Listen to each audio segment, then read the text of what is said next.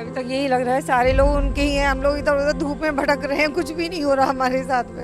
आज 7 दिन हो गए उसकी डेड बॉडी एम्स में ही पड़ी हुई है। आप लोग क्या तब तक नहीं लेंगे जब तक सेकंड पोस्टमार्टम की अनुमति नहीं मिलेगी? मेरी बेटी वहाँ पे ऐसे लग रहा है जैसे बोला हमारे से क्या, मेरे को बहुत दुख लग रहा है। हम आप लोगों से और जनता से भी अपील करते कि हमारे साथ में न्याय हो, मेरी बेटी के साथ में न्याय हो, आप सब लोग हमें सपोर्ट करें, मुझे कुछ नहीं चाहिए हो।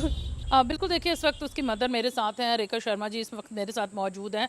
आज आप लोग एक बार फिर कोर्ट पहुंचे, क्या उम्मीद कर रहे हैं? क्योंकि आपको हर तरफ से ये जोर डाला जा रहा है कि उसका डेड बॉडी लीजिए और अंतिम संस्कार कीजिए।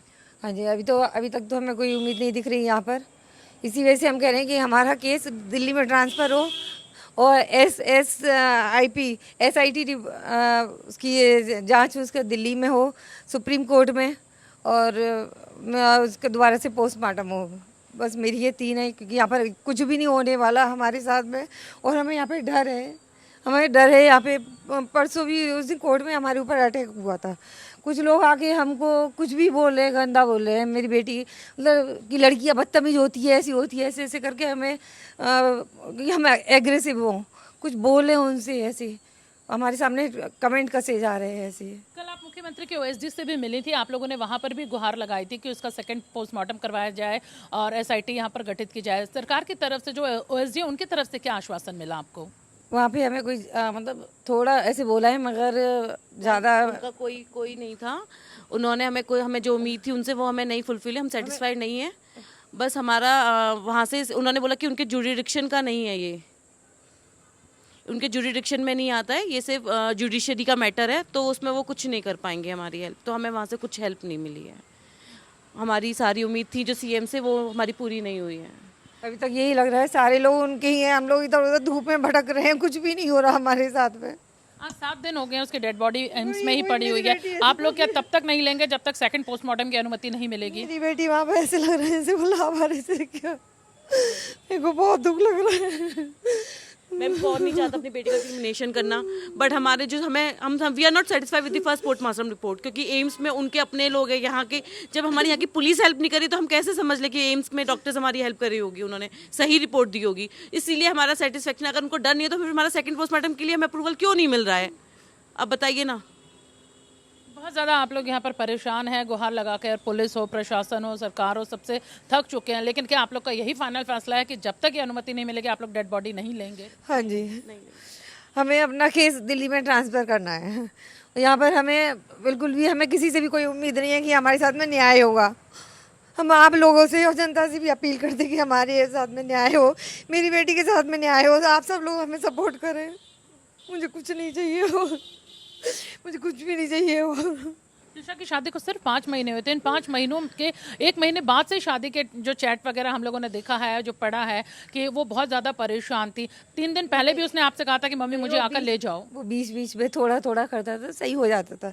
हर एक माँ बाप चाहते हैं, हमने ऐसे संस्कार नहीं दिए अपनी बेटी को कि भाई सब एडजस्ट करने का ही बोलते हैं कि भाई कोई बात नहीं, शुरू में सब जगह दूसरी जगह प्रॉब्लम्स आती है। तो अभी है ना 10-15 दिन से इससे ज़्यादा वो कर दिया था। अबॉर्शन भी करवाया गया था ज़बरदस्ती? हाँ जी, और मेरी बेटी को मेरे बेटे को भी, मेरे हस्बैंड को भी गंदा गंदा बोलता था नाक रगड़वा की माफ़ी मंगवाओ, यानी क्या क्या बोलता था। वो सारी चैट में है, वो सारी चैट मैंने दे रखी है वहाँ पर। उसके ससुराल वालों की तरफ से एक चैट सामने आई है जिसमें उन्होंने ये कहा है कि वो भी लगातार ट्विशा को पैसे दिया करते थे, हालांकि वो अपने पिता से भी लेती थी पैसे। कोई भी नहीं पैसे नहीं दिए, बस यही है कि जब वो थोड़े बहुत पैसे डालता हुआ सारे उसमें ही करवाता हुआ। हमें तो इस बात का कुछ भी मालूम नहीं है। मैडम एक बात बताइए, अगर पैसे देते थे तो कोई लड़की अपनी टिकट के लिए पैसे मांगेगी अपने पेरेंट्स से? उसकी 15 तारीख की टिकट थी आने की, उसे 3000 रुपये उसके पास टिकट्स के नहीं थे।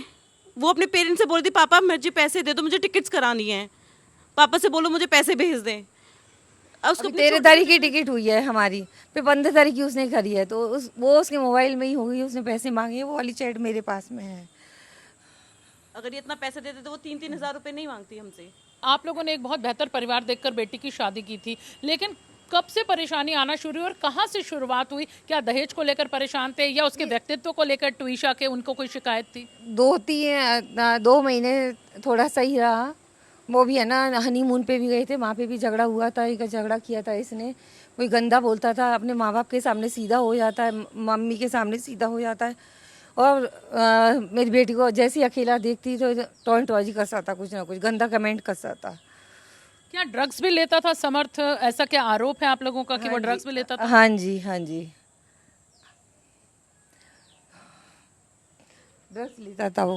मैम जो ड्रग्स, वो उसके बारे में मुझे नहीं पता, पर सुनने में यही है कि ट्विशा ने कंप्लेंट एक बार करी थी कि उसको वो ड्रग्स लेता हुआ है, नशे में रहता है, वो नहीं चाहती है सब फैमिली में।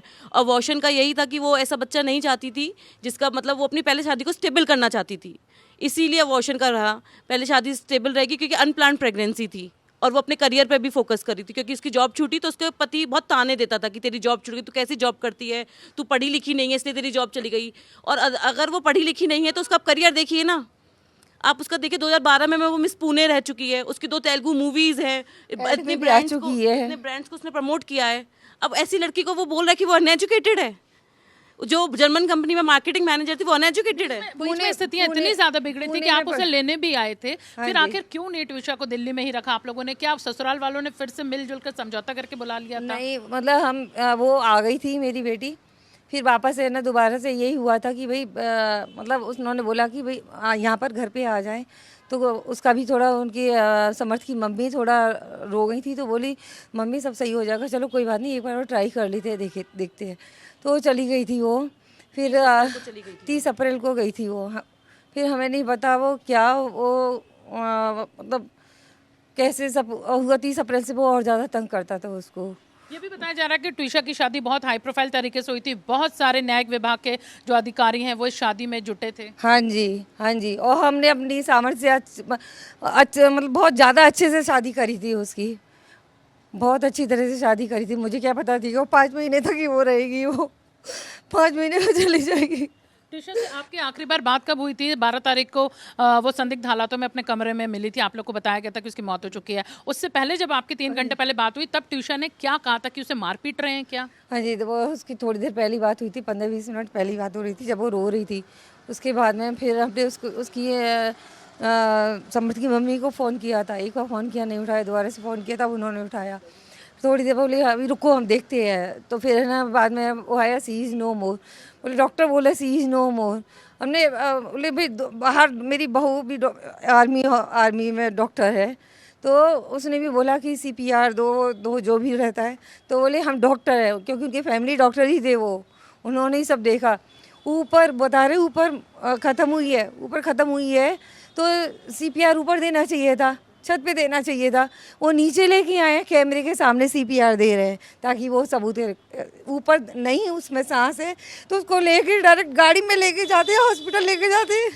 और जब उसके घर पे गए बाद एम्स में मेरी बेटी को छोड़ के घर पे चले गए, थोड़ा पेपर जो कार्रवाई होती है हॉस्पिटल की वो सारी करी है, वापस है ना घर पे चली गई है गिरीवाला सिंह। जब हमारे रिलेटिव्स थे एक यहाँ पर, हमने उनको घर पे भेजा, एक पुलिस वालों को लेके गए कि जहाँ पे भाई वो मर्डर हुआ है वो सील किया जाए। तो वहाँ पर गए, गिरीवाला सिंह बोली भाई जल्दी जल्दी कीजिए, हमें रेस्ट करना है। वो रेस्ट कर रही है, वो मेरी बेटी एम्स में पड़ी हुई है अकेले।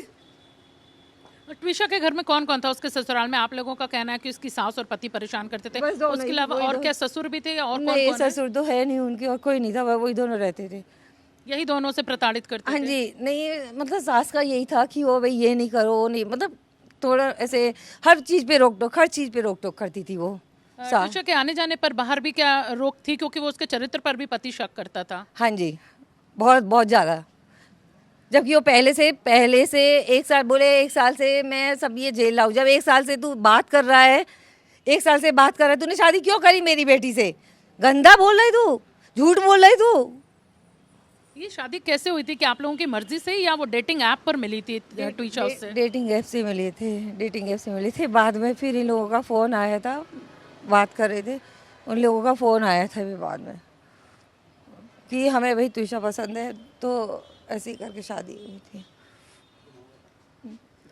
अभी आप न्याय चाहती हैं कि ये मामला अब दिल्ली ट्रांसफर हो? हाँ, ये केस दिल्ली ट्रांसफ़र हो, मेरी बेटी का दोबारा से पोस्टमार्टम हो, बस यहाँ पे हम कुछ नहीं करवाना चाहते। बस हम यही चाहते हैं कि हमारी बहन के साथ न्याय हो बस। ये आज एक ट्यूशा के साथ हुआ, ये कल बहुत सारी ट्यूशर्स के साथ हो सकता है। समर्थ, क्या परिवार की तरफ से कोई कॉल आया क्या? उन्होंने कुछ समझौते के लिए या गलती कुछ मानी उन्होंने हमारे अपनी? पास कोई कॉल नहीं आया। वो कभी हॉस्पिटल में जरा से 5 मिनट के लिए आया था। जिस दिन ख़त्म हुई है वही 12 ही बजे, हम लोग 8 बजे ही पहुँच गए। उनकी मम्मी और समर्थ आए थे, फिर थोड़ी देर बाद ही चली गई थी वापस। कोई माफी उनकी तरफ से, या वो कुछ प्रताड़ित करते थे पहले भी? कोई जब वो उसको मॉर्चरी से हमें बाहर दिखाया गया, वो लोग वो आए और वहां से चले गए। उनको फर्क ही नहीं पड़ा, उनके घर की बेटी, उनकी घर की बहू गई हुई है, किसी को फर्क नहीं पड़ा। मैं रो रही हूँ तो बोली इस तरह से मेरे को रोना नहीं आता जिस तरह से रो रही है। मेरे को मैं इस तरह से नहीं दिखावा करती। अभी तक गिरिबाला की तरफ से भी कोई फोन नहीं आप लोगों को? नहीं नहीं नहीं, खुद का फोन स्विच ऑफ है, उनका बेटा फरार है, उसका फोन स्विच ऑफ है।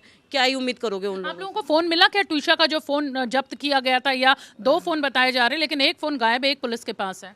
मैम अभी उसके बारे में मेरे को अपडेट नहीं है। आंटी, आपको फोन मिला क्या ट्यूशा नहीं का? नहीं नहीं, हमें कुछ नहीं मिला, अभी कुछ भी नहीं मिला उसका अभी हमें।